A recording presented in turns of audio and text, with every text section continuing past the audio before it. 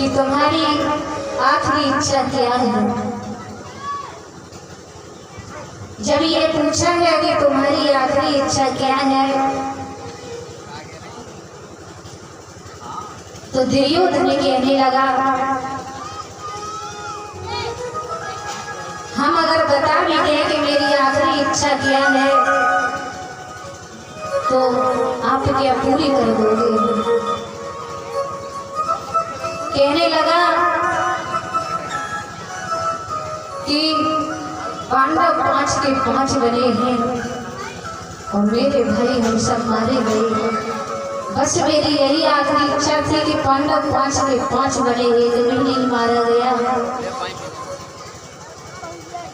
अश्वत्थामा कहने लगा, ठीक है,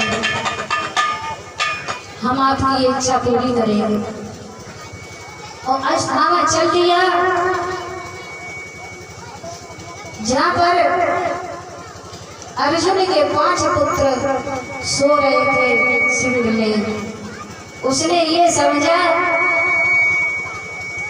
कि यही 5 पांडव हैं, तो उसने क्या किया, उनके सिर काट दिया, 5 पुत्रों के सिर काट दिए और ला करके दुर्योधन के पास रख दिया।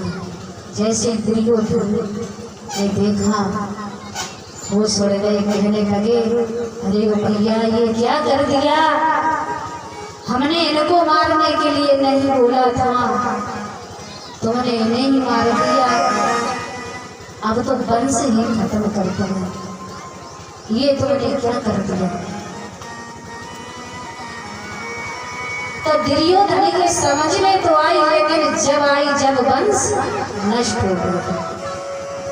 और यही बात अगर पहले समझ में आई जाती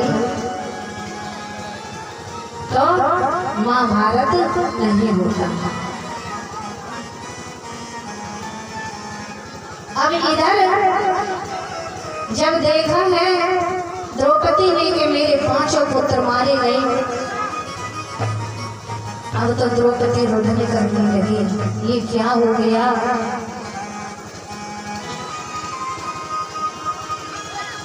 रोने लगी है। उसी समय पांडवों ने आकर घर बढ़ाया, कहा चिंता मत करो, हम इसका बदला जरूर लेंगे। द्रौपदी कहने लगी, बदला लेने से भला क्या मेरा पुत्र वापस आ जाएंगे। और वो ब्राह्मण को मारना हत्या लगती है, इसलिए हम नहीं चाहते हैं कि हत्या लगे। मेरे पुत्र थे वो तो मारे गए, लेकिन अब मैं नहीं चाहती हूँ और किसी का पुत्र भी मारा जाए, क्योंकि जिस तरह से मुझे कष्ट हुआ, मुझे दुख हुआ, इसी तरीका से उसकी माँ को भी दुख होगा।